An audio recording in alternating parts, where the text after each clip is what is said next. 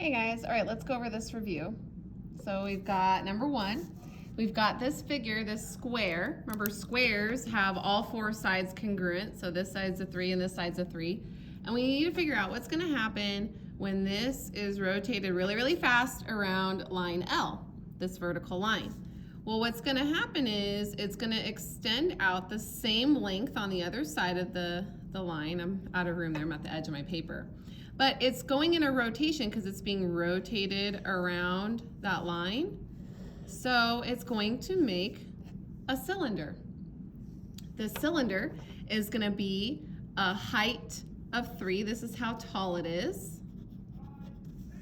And it's going to have a full width of 6 because 3 plus 3 is 6. The width there across, that's the diameter. Just the radius is half the diameter, and just the radius is 3. So radius is 3, diameter is 6, height is 3. So obviously this solid is a cylinder, and there was a drop-down menu there. You would select cylinder. Then for part B, what can we infer from the dimensional? Oh, that was part A. So cylinder. Oh, it has it all down here. The paper version is so weird. So the object is a cylinder, yeah, with radius 3. That is true. So A was correct. Object is a cylinder with radius 6. Nope, that's not true. Object is a cylinder with diameter 3. Nope, the diameter is 6. The radius is 3. Object is a cylinder with height 3. Yes, that is true. And it's not a height of 6. So only A and D were correct. Number 2. We have this function, this logarithmic function, and we need to identify all the points that would be on this graph. So what you gotta do is you gotta take all these x values and plug them in and see which ones work and which ones don't. Remember, you can't plug in negative numbers into a log. You get an error. So let's try -1. -1 minus 3 is a -4. You can't have an input of a log being a negative number. So -1 doesn't work. Plugging in a 3.5, that's gonna work because 3.5 minus 3 is a half. So we're gonna get log base 2 of 1/2 minus 5. Don't forget the minus 5. Now we just need to verify that we're gonna get a -6 as our answer. Well, first of all, we need to undrop the 1/2 like it was hot. So to put it back up top, we have to make it have a negative exponent. So that's gonna be log base 2 of 2 to the -1 minus 5. That double base is important because they cancel out and you get a -1. -1 minus 5 is equal to -6. Oh look, that's the y value there. So B was a correct answer. Let's check the 1. What's 1 minus 3? 1 minus 3 is -2. Can't have a negative. 2 minus 3 is -1. Can't have a negative. 5 minus 3, that one's gonna work. 5 minus 3 is 2. So we're gonna have log base 2 of 2 minus 5. When there's no exponent on a number, what is it? It's 1.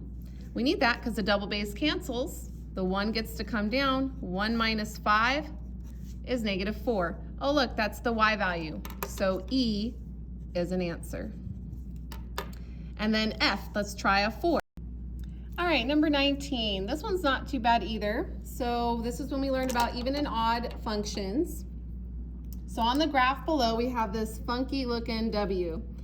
Both ends are facing the same direction. Since they're both going the same direction, both going up, first of all, since both are up, this is positive. Because we know facing down is negative. And since they're both going in the same direction, this is an even degree function. Now, obviously, this is not a parabola. This is more than an x squared. We should recognize that as an x to the 4th. That means it's going to have 4 roots. I see 2 of them on the graph right now. It's crossing the x-axis in 2 spots. So that means that 2 of them are real roots.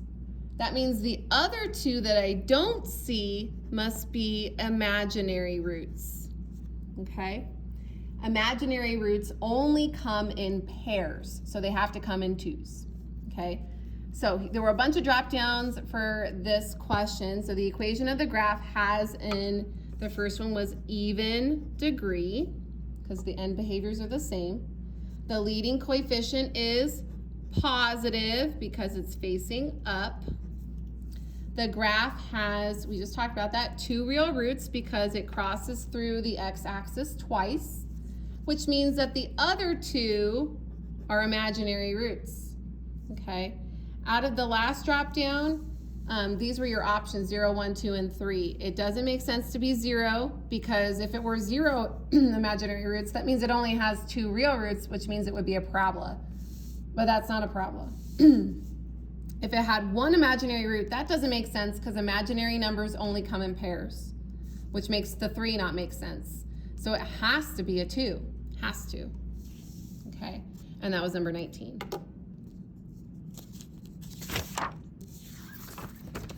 Number 20, this one is the last one. It says use the remainder theorem to determine which of the following binomials are factors of P of X. Select all that apply.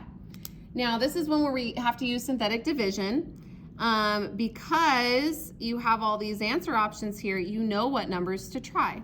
3's and negative 3's, 2's and negative 2's, 1's and negative 1's. Let's start with a 1.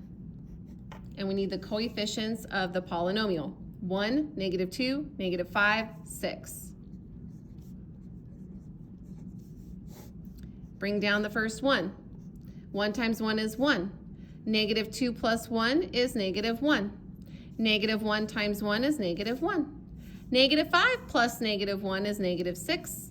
Negative 6 times 1 is negative 6. Oh, 6 minus 6. Sorry, got a phone call. All right, so we got the 0, so that means, yay, we found it. That means x equals 1 is a solution, but we have to go backwards. That means its factor was an x minus 1. So on our list there, f is one of the factors. Now, this was a cube, x cubed. That was the degree, so there are 3 factors here. We found one of them. So now there should be 2 more left. This is a 1x squared minus x minus 6. You can keep using synthetic division by trying these other numbers with these new numbers, 1, negative 1, and negative 6. But it's actually going to be a little bit easier to just go ahead and factor it because it's an easy trinomial now. 2 numbers that multiply to negative 6 that add up to negative 1. It's got to be 3 and 2.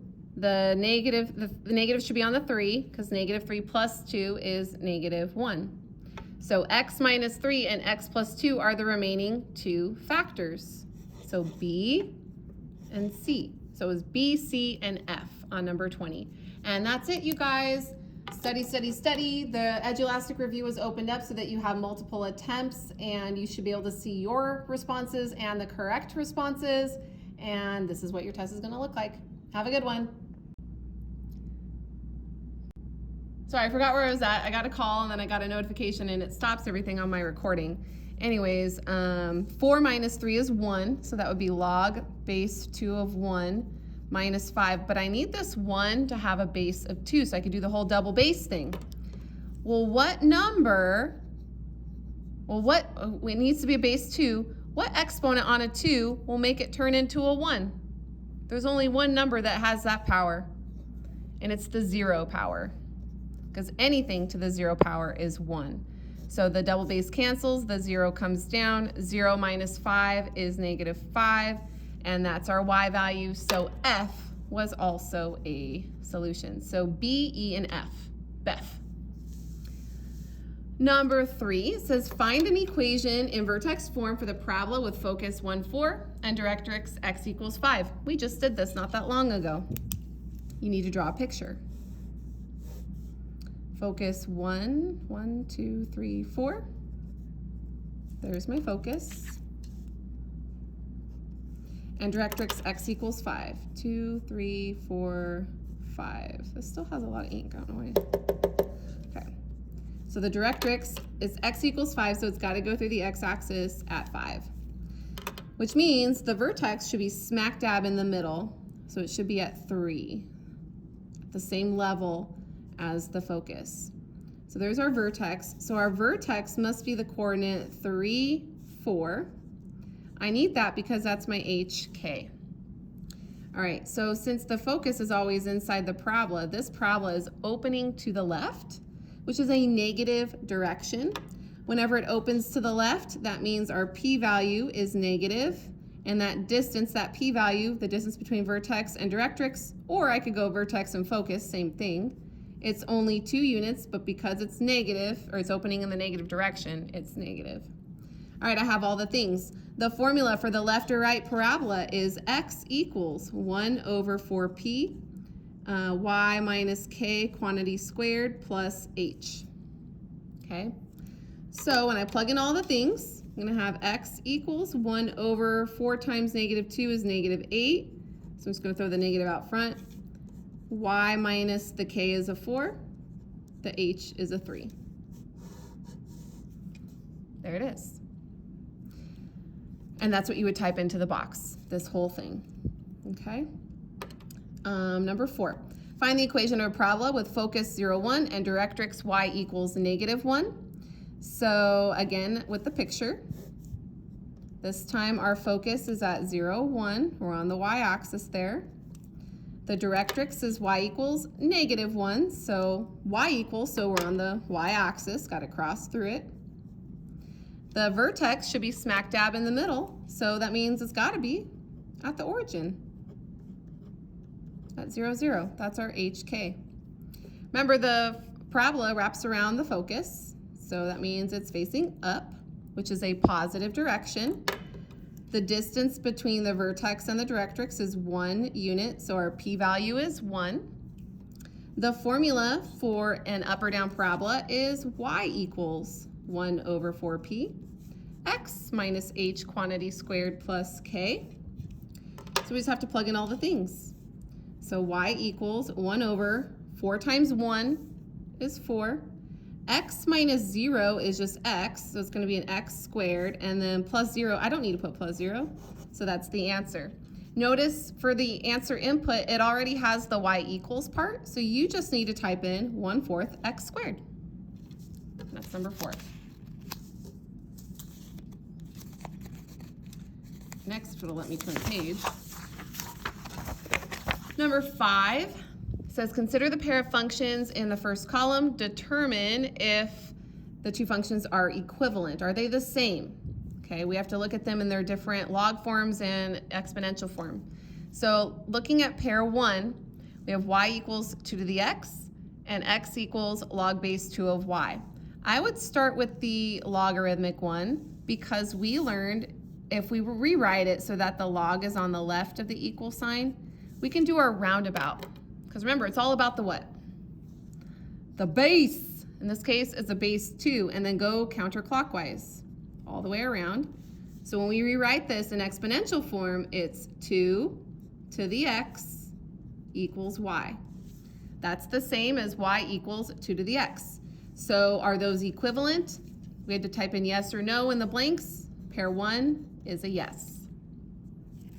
Pair number 2. Notice pair number 2 has a different exponential equation, y equals 1/2 to the x, but its log equation is the same as the previous one. Well, I already did it. I already know it's 2 to the x equals y. That's not the same as 1/2 to the x equals y. So these are not equivalent. Pair 2 is not equivalent. Pair number 3, we have y equals 4 to the x and x equals log base 4 of y. So again, rewrite it so that the log is on the left of the equals, and then do your roundabout. It's all about the base, so start at that base of 4. So 4 to the x equals y.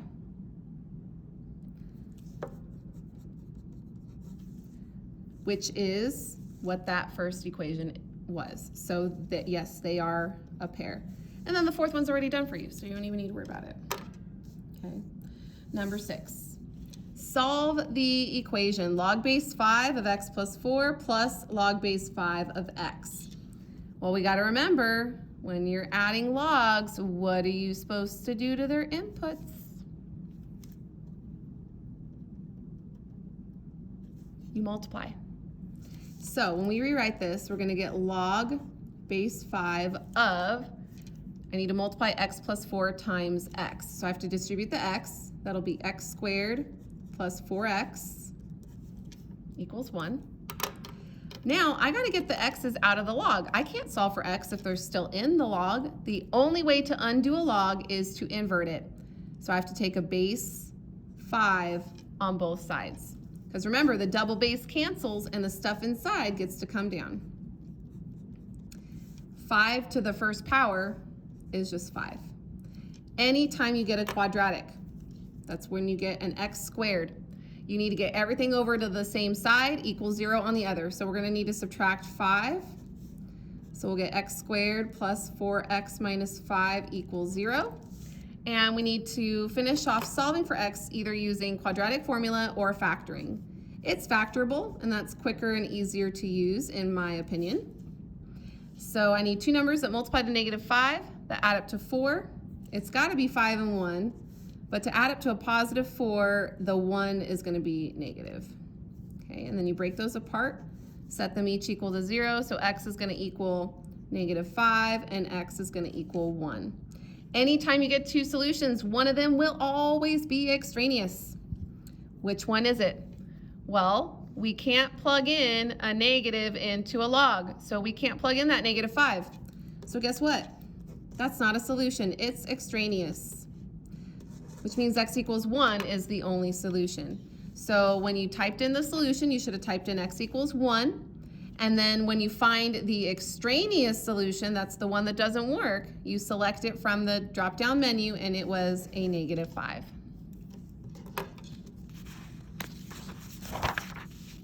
Number 7. We got your favorite. We got some trig. We're trying to find angle x. It's this angle up here. The side that's a 3, that's next to the x, it's adjacent because it's not the hypotenuse. 25 is the hypotenuse. Adjacent over hypotenuse, that is the ka of SOHCAHTOA. So cosine. So cosine of angle x is equal to adjacent over hypotenuse. But remember, we need to solve for x. So to get x out of the cosine, we have to take a special kind of cosine. Cosine inverse of that same ratio, 3/25. And it says, which trig ratio would you use to solve for the missing angle? It is A, the first one we see right there. Then in part B, it says find the measure of the angle, round answer to the nearest whole number.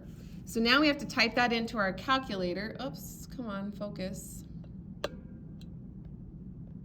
don't know why it's having trouble. There it goes. I need to grab my calculator. I have one on my desk over here. Oh, maybe I don't. Where are all my calculators? Give me a second.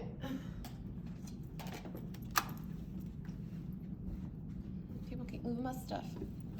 All right, so I need to make sure I'm in degrees. First of all, I am DEG. I need second cosine of 3/25 equals, to the nearest whole number, that would be 83. So it is 83 degrees. Number 8, match the function f of x in the first column with the respective inverse function. Ooh, Freaky Friday. That's all we gotta do. So I'm gonna do each of these. There's 3 of them, and there's exactly 3 choices from the drag and drop. So you just take the first one and you change the f of x to a y. And then you Freaky Friday, switch x and y's places. X equals 6y plus 8. And then you always need to solve for y. So we're gonna need to minus 8 on both sides. X minus 8 equals 6y. And then we need to get rid of that 6, so we're gonna need to divide both sides by 6. Now normally I have you guys split these, but if you look at the answer options, oh, whoop, there it is. F inverse equals x minus 8/6. So the first one, we already know, x minus 8/6. And now that's off my list. So now I'm down to 2. For the second one, same type of thing, y equals 2x minus 10. Freaky Friday, x equals 2y minus 10. Add the 10 to both sides. X plus 10 equals 2y. Divide both sides by 2. And we could split this like we normally do, but there it is right here. So the second one is f inverse of x equals x plus 10 all over 2. And now that one's off my list, which means that the third one automatically is what's left. So do we even need to check it, guys? Nope. It's got the same numbers too, so we know that we're going to be good. All right, next. Number 9. We're going to solve this algebraically. Solving a radical, that's first semester stuff. So first of all, we need to isolate that radical there. So we need to get rid of that plus x, which means we got to subtract it. So we're going to get the square root of x plus 2 is equal to negative x. Then we need to undo the radical, because remember, we got to solve for x. So the only way to undo a radical is to square it, which means I got to square the other side of the equation as well. Okay? So poof, the x plus 2 gets to come out. Negative x times negative x is a positive x squared. Take this up here. And now, there's that quadratic again, that x squared. We need to move the x and the 2 to the other side. So I'm going to need to subtract x and subtract 2 from both sides. So I'll get 0 equals x squared minus x minus 2. Now I gotta solve by factoring. I need two numbers that multiply to negative 2 that add up to negative 1. So I know it's gotta be a 2 and a 1. Since it's adding up to a negative, the bigger number should be negative. And then when we break these apart and solve each one, we're gonna get x equals 2 and x equals negative 1. Remember, one of these isn't gonna work. Which one will it be? So let's try the 2. 2 plus 2 is 4. The square root of 4 is 2. 2 plus 2 does not equal 0. So this one is the extraneous. Let's check the negative 1. Negative 1 plus 2 is 1. The square root of 1 is 1. 1 plus negative 1 is 0. So that one works. So x equals negative 1 was the solution. Number 10, we've got a graph, and you might not remember that this is a square root graph, but you should always remember that parent functions always start where on the graph? 0, 0.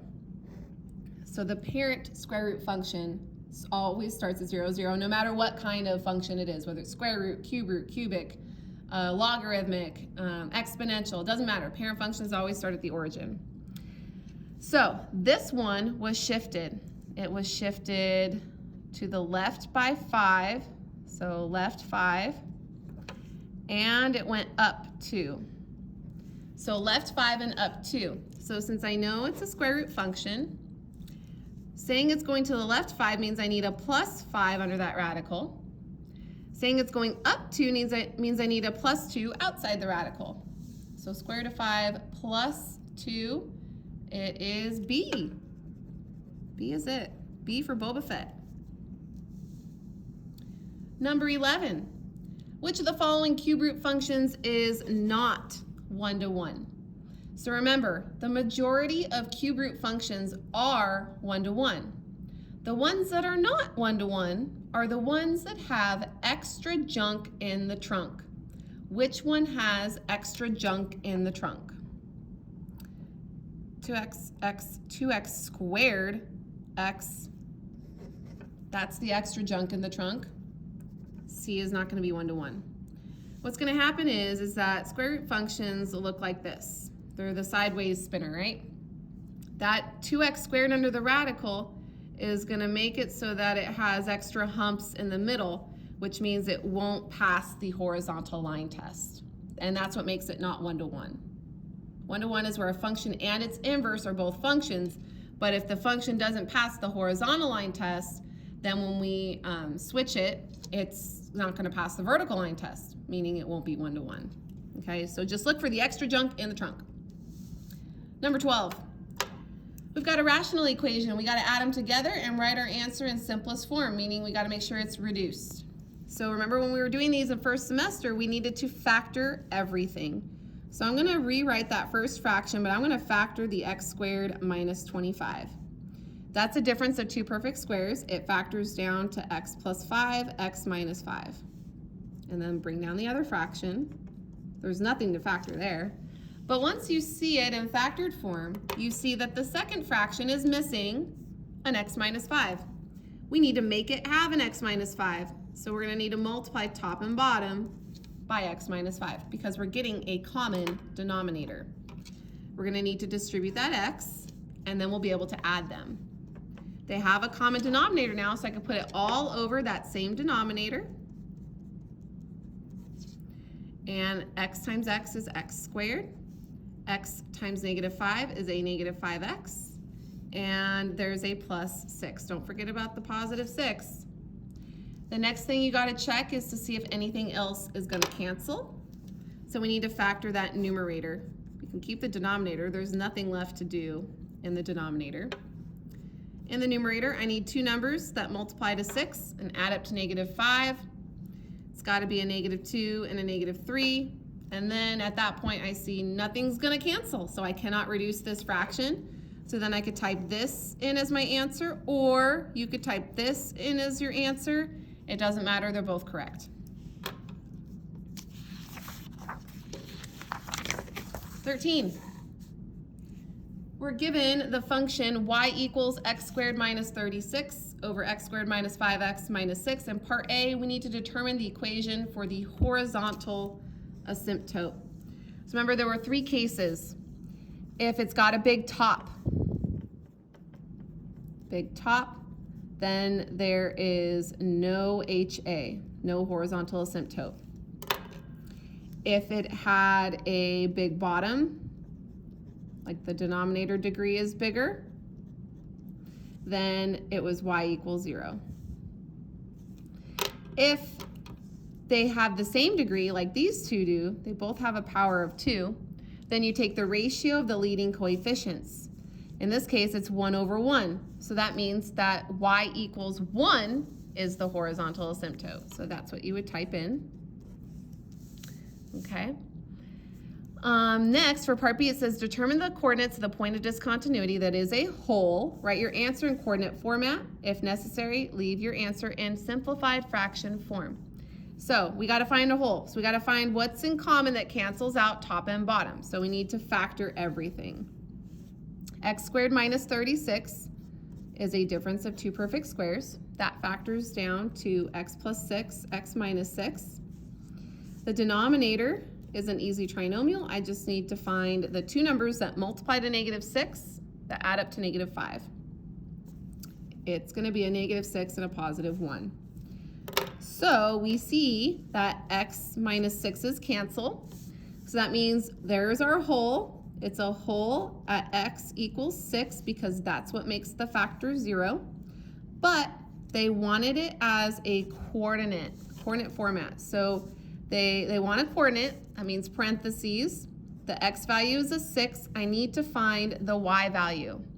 So to find the y value, you got to finish the problem. You got to write it in simplified form. Whatever's left, we have an x plus 6 left in the numerator and an x plus 1 left in the denominator. What you got to do is you need to take that x equals 6 and substitute it in for the x's in the simplified version and see what you get. 6 plus 6 over 6 plus 1. That's a 12 over 7, so that is the y value of the hole. So 12 over 7 is what you would type in there. Okay. Number 14, we got a rational graph. This is a parent function question again. Remember, where all parent functions start is the origin. So these dashes, these vertical and horizontal asymptotes, they moved. So here it looks like it moved to the left 2 units and down 1 unit. So that means in the denominator, I'm gonna have an x plus 2 to show it went left, and then after the fraction, a minus 1 to show that it went down 1. I know that this function graphed here is not negative. If it were negative, then the graph part would be in this upper left-hand corner and lower right-hand corner, but it's not, it's in the normal position. So that means it's not A, because that one has the plus 2 and the minus 1, but it's not A because it's not negative. This one has a minus 2, minus 1. That part's wrong. This is the parent function, that's wrong. So that means it's D. That has what we want. And then number 15, what value of x makes the equation true? Anytime you have a fraction equal to a fraction, you cross multiply. 1 times 9 minus 3x is 9 minus 3x. Then equals x minus 3 times x, we have to distribute that x. So it's like having x times x minus 3. We need to distribute it. So we'll get x squared minus 3x. Oh man, we got an x squared. That means we need to get everything over on the same side. So since the x squared is on the right, let's move everything to the right. So add 3x to both sides. Oh, hey, look, they cancel. And subtract the 9. So 0 equals x squared minus 9. And it's a difference of two perfect squares. So factor it. X plus 3, x minus 3. And then we'll get our two solutions. X equals negative 3, x equals positive 3. Remember, one of these is going to be extraneous. The way you tell on these is you look at the original. What makes the denominator 0? That's what x is not allowed to be. If x is a 3, x cannot equal 3 because that makes the denominator 0. We are not allowed to have 0 in the denominator. So that means that x cannot be a positive 3. X can be a negative 3 because negative 3 minus 3 is negative 6. That's okay. Even if I have a negative 3 here, negative 3 times negative 3 is 9. 9 plus 9 is 18. So the negative 3 works. So negative 3 is the only solution. The other one was extraneous. And that's 15. I think that's the last one. Oh, just kidding. Number 16. Says, which is the cubic polynomial in standard form with roots 0, 2, and negative 1? Okay, so they gave us the answers. We have to work backwards. Roots being 0, 2, and negative 1 means that x equals 0, x equals 2, and x equals negative 1. So in factored form, x equals 0 is just x. Before x equaled 2, it was an x minus 2. Before x equaled negative 1, it was an x plus 1. And then we got to multiply it out. Remember, you can only multiply 2 at a time. So multiply in the x. You get x squared minus 2x. Now we got to multiply out this. So x squared times x is x cubed.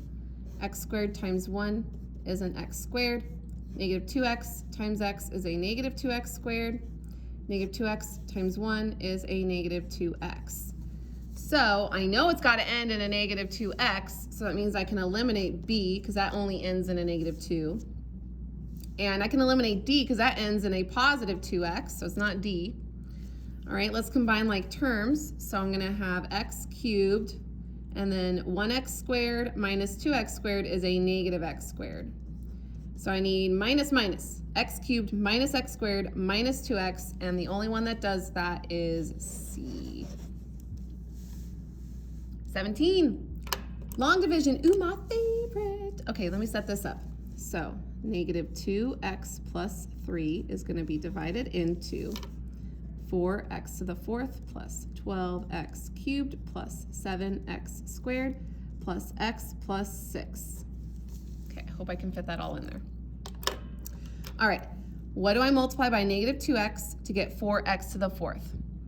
Well, only a negative times negative is positive, so negative 2x cubed. Negative 2x cubed times negative 2x is 4x to the 4th. Negative 2x cubed times 3 is a negative 6x cubed. And then do the sign change. Boom, boom, those cancel. 12 plus 6 is 18, so that's an 18x cubed. Bring down the next term and do it all over again. This time we need to get an 18x cubed, so I need to multiply by a negative 9x squared. Oops, that's the color I need to use. Okay, so negative 9x squared times negative 2x is a positive 18x cubed. Negative 9x squared times 3, that's a negative 27x squared. Do the sign change, boom, boom, those cancel. 7x squared plus 27x squared, that's 34x squared. Bring down the next term and do it all over again. This time we need a 34x squared, so that would be 17. Half of 34 is 17. So negative 2x times negative 17x is going to give us 34x squared. Negative 17x times 3, what is 17 times 3? I know it's going to be negative, so negative 17 times 3 is negative 51. So negative 51x. Do the sign change, boom, boom, those cancel. 1x plus 51x is 52x. Bring down the 6. So this time I need to get a 52, so what times 2 equals 52? That's what, 26? Yeah, so I need a negative 26. So negative 26 times negative 2x is a positive 52x. Negative 26 times 3 is negative 78. Do the sign change, boom, boom, boom. 6 plus 78 is 84. So I have a remainder. I don't have room here, so I'm going to put plus 84, and then you put it over the divisor, negative 2x plus 3. So let me rewrite the answer so it looks prettier. The answer is everything up on top here. So that was a negative 2x cubed minus 9x squared minus 17x minus 26 plus 84 over negative 2x plus 3. That was the answer that you typed in the box. So, because we have a remainder, that means it did not divide evenly. So it says, based on your answer in part A, is negative 2x plus 3 a factor of the polynomial? No, it's not. It did not divide evenly. So the answer is no. Number 18. So it says, find the roots of this. So we have drop-down menus, so we don't need to find our PQs because we have numbers to try. This is where we use synthetic division, not long division. So in my first drop-down menu, I have 1s, negative 1s, 5s, and negative 5s. So I'm going to try a 1. Good afternoon, Sultan. It's time for the announcements now. Please stand for the flag salute. Ready? I'm just going to continue. So remember, you drop down the 1. 1 times 1 is 1. 3 plus 1 is 4. And then do it again. 4 times 1 is 4. Negative 5 plus 4 is negative 1. Negative 1 times 1 is negative 1. Negative 9 minus 1 is negative 10. Negative 10 times 1 is negative 10. 10 minus 10 is 0. So 0 is what we want. That means it divided evenly. So x equals 1 is a solution. So in that first drop-down menu, you're going to select a 1. Now we divided out an x. So it went from an x to the 4th. Now this is a 1x cubed. But I'm going to keep these numbers now, these new numbers, and I'm going to go to the next drop-down menu. I have 2's, negative 2's, 10's, and negative 10's to try. I'm going to try the 2's. So let's try, let's see, let's try a 2. So I'll do it over here. My new numbers are 1, 4, negative 1, and negative 10. Follow the whole same thing. Drop down the 1. 1 times 2 is 2. 4 plus 2 is 6. 6 times 2 is 12. Negative 1 plus 12 is 11. 11 times 2 is 22. 22 and negative 10 is going to make a 12. So this did not work. Let's try the negative 2. Use the same numbers. 1, 4, negative 1, negative 10. Bring down the negative 1. 1 times negative 2 is negative 2. 4 minus 2 is 2. 2 times negative 2 is negative 4. Negative 1 minus 4 is negative 5. Negative 5 times negative 2 is positive 10. This is the one that does it. Woohoo! So x equals negative 2 is another solution.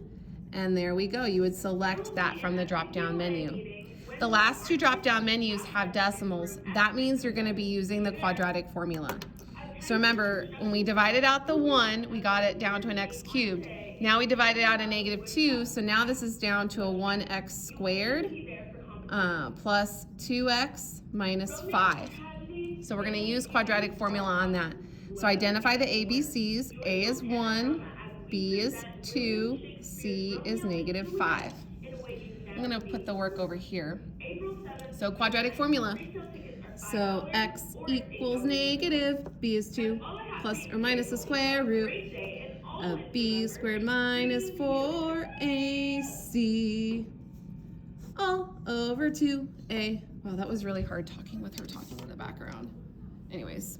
Okay, so let's clean this up. But remember, we're going to type it into our calculator to get decimals. So we only need to clean it up enough to type it into our calculator. So 2 squared is 4. -4 times 1 times -5 is a positive 20. 4 and 20 add up to 24. So -2 plus or minus the square root of 24 all over 2. So the plus or minus is going to give me 2 solutions. So the first one, let's do the plus. -2 plus the square root of 24. I'm going to hit equals and then divide by 2. Equals 1.4. There's one of them. Now let's do the minus. -2 minus the square root of 24 equals, divide by 2 equals -3.4.